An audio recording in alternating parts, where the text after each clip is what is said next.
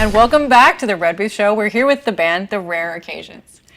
So we were just talking about the fact that you're about to go on tour, and you're going to go all over the country, which is really exciting. Oh, yeah. Yes, very cool. So people get to actually meet you in person. If you go and check out, I'm sure it's on your social media and website, like what cities and when and everything.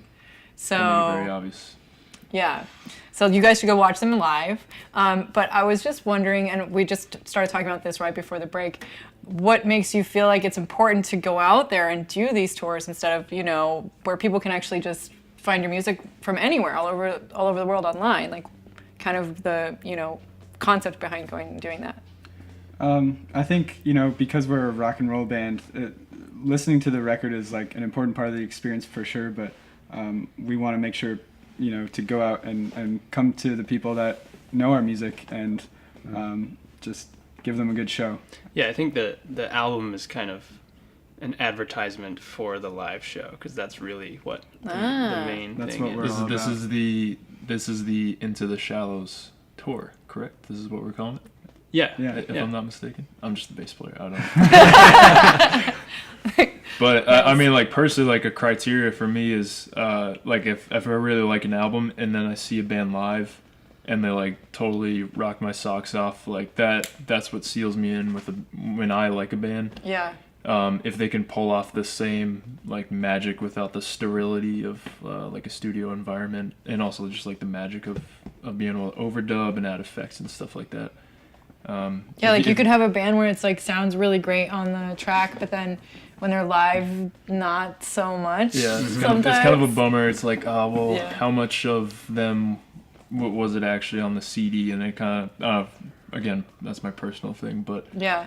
I would love to take that step with people who are coming to see us. That'd be pretty cool. Yeah. But there's definitely obviously something very special about being there in the room with the people playing the music together, and that's what it's really, you know, actually all about. So that's really cool. Yeah, that's what I was going to go towards, because for me, that's one of the most enjoyable things about music is when you're creating it in that moment. And, you know, you're like feeding off the energy of the people that are there, and they're taking in what you have to say and your creative expression. And that is kind of, I mean, recording in the studio is fun, and it's cool to have the record so that anyone can listen to it anytime they want and check us out. But for me, like, the real magic of being a musician is to perform live, and that's something awesome. that it's really kind of a unique experience.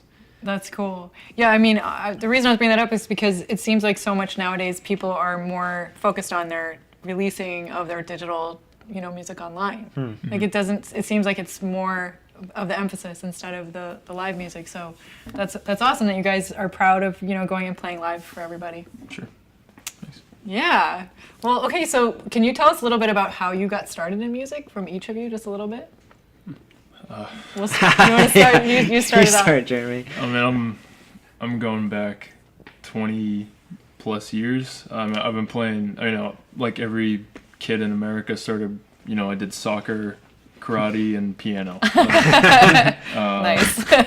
And yeah, and I actually enjoyed playing piano a lot. But you know, I also just got bored of it because I was a kid, and then so I did trombone. Did You're that like, for a Mom, couple I gotta years. do trombone. Yeah, let's do it. And it was just like, it's just such a fun instrument. And then again, I got bored of that, and trombone isn't cool. I still play it. Hey, it every once in a depends who while. you talk to, man. Okay. It's not I wouldn't like say that. Like, Yeah. I don't know. I'm just kidding. I mean, respect to the trombone players, but like guitars and basses are just like, They're cool. that's where They're that's where definitely the spice is at. So Yeah. I wanted to transition to an instrument that reads music the same way as trombone, and bass was the one. And Feel Good Inc. by the Gorillaz had just came out, 2005. Great track. Yeah. And it was a great bass line, and it was really easy for my small fingers. So yeah, bass kind of just took off from there. Yeah. That's awesome. And how about you? For me, I actually studied guitar for many years as a kid, since I was like 6 years old, classical guitar. Wow. And then kind of, Since you were 6 years old. yeah, I was really young. And then in high school, yeah, it was. He's good. You were like, Well, yeah, but I kind of stopped playing after a while and switched to drums because I have another drummer in my family. My uncle plays drums, and I was kind of idolized interested. Yeah, that. yeah. So I played his drums for a long time, and we toured with his drum Yeah. kit. Nice. Oh, the The 40-year-old white one, yeah. drum kit. And then It's vintage. yeah, I just always been playing drums and played percussion in the concert band and stuff in school, and then went to school for it. You went to school for drums? Well, I went to school for like the film composing and music composition, and I always played drums on the side, and we had the band, so it just always stuck. That's awesome. Yeah. That's so cool that you started doing that also with film, because it's such a great tie-in, and it's not easy to get into that. Yeah, Yeah. yeah, it's tough. I'm going. I mean, I guess just like every other, artistic industry here in Hollywood, it's takes a lot of work to get into any of those things. But Yep. but that's cool. Congrats to you for that. Thank you. Yeah. Okay, cool. And then go ahead. Yours. Yeah, so I guess Oh. my Okay, I'm so sorry. They just gave No me the cue. worries. Didn't Yeah. mean to cut you off. We have to take another break. We'll be right back with the band The Rare Occasions.